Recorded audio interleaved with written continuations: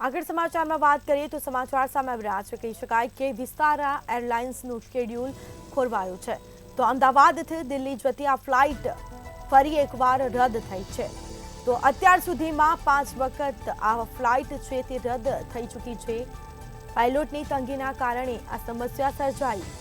મુસાફરો મોંઘી ટિકિટો ખરીદવા માટે મજબૂર બન્યા છે મંગળવારે પણ ફ્લાઇટ રદ થવાની સંભાવના વ્યક્ત કરવામાં આવી છે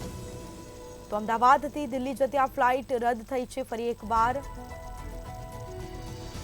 વિસ્તારા એરલાઇન્સનું શેડ્યુલ ખોરવાયું છે જેમાં અમદાવાદથી દિલ્હી જતી આ ફ્લાઇટ ફરી એકવાર રદ થઈ છે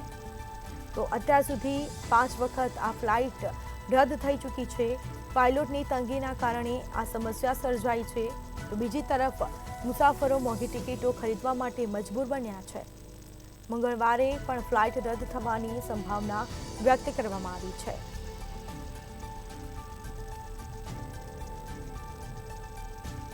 તો વિસ્તારા એરલાઇન્સનું શેડ્યુલ ખોરવાયું તો અત્યાર સુધી 5 વખત આ ફ્લાઇટ છે તે રદ થઈ ચૂકી છે અમદાવાદથી દિલ્હી જતી આ ફ્લાઇટ ફરી એકવાર રદ કરવામાં આવી પાયલોટની તંગીના કારણે આ સમસ્યા સર્જાઈ છે તો મુસાફરો મોંઘી ટિકિટો ખરીદવા માટે મજબૂર બન્યા છે તો મંગળવારે પણ ફરી આ ફ્લાઇટ રદ થાય તેવી શક્યતા કરવામાં આવી છે